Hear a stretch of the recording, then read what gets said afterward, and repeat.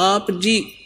जो साधना कर रहे हो अन्य देवी देवताओं के पूर्ण परमात्मा की भक्ति ना करके किसी भी ब्रह्म की पर सरपुरुष की अक्षर पुरुष की ब्रह्मा विष्णु महेश की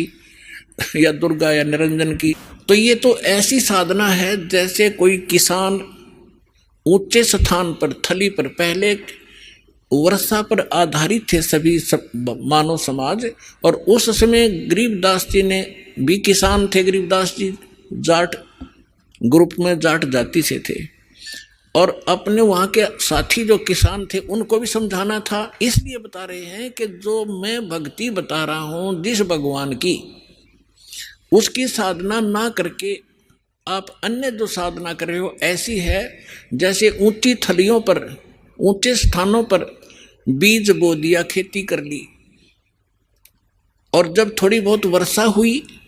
तो वो उस थलियों का पानी एक समतल स्थल पर, डहर बोलते थे उसको, डहर, वहां आकर इकट्ठा हो जाता था और उस स्थान को, डहर के अंदर पानी वर्षा भी और आसपास के ऊंचे क्षेत्र का उसी में आ जाता था। और उसमें जब बोई जाती थी फसल, जैसे ऊंची थलियों पर बोई हुई तो वो होती ही नहीं थी, और डहर में बीजा हुआ 1 एकड़ में मनमाने 50 मन कनक हो जाती थी, और ऊंची थलियों पर 2 मन की भी नहीं होती थी मुश्किल से।